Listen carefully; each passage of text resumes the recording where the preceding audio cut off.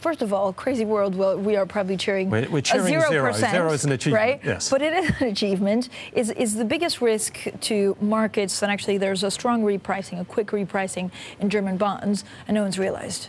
Yeah, I think as much as anything, it's being dragged up by what's happening in US rates and the strength of the economy. If you look at the global economy, we've got the synchronized growth story that's happening, definitely benefits Europe, but it sort of benefits the whole world. So I know you're in Davos, there's a lot of optimism there. Too much optimism? Maybe too much optimism.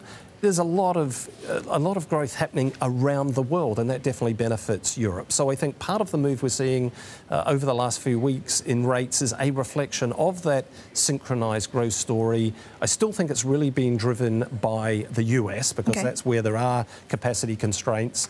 We don't expect to see European yields move too much higher here. Like I say, it's still only zero, so we're not talking about tight contractionary policy. No. 5-year yields are zero. That's still, of course, historically incredibly low. Let me bring you over to my other chart, which is a curve compression, which is basically the German 5-year and 30 yield spread compared to the Treasury 5-year and 30 yield spread. What does this tell you about where you want to be invested in?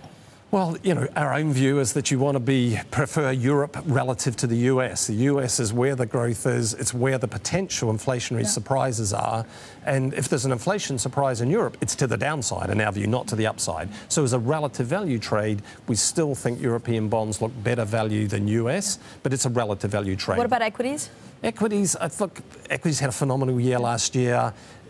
Probably because of the growth story, we carry on with modest single-digit returns. A lot of those have already been achieved, so we've had a great start in the equity markets as well. So more muted in the equity markets, but probably still a positive return out of equities through the course of this year.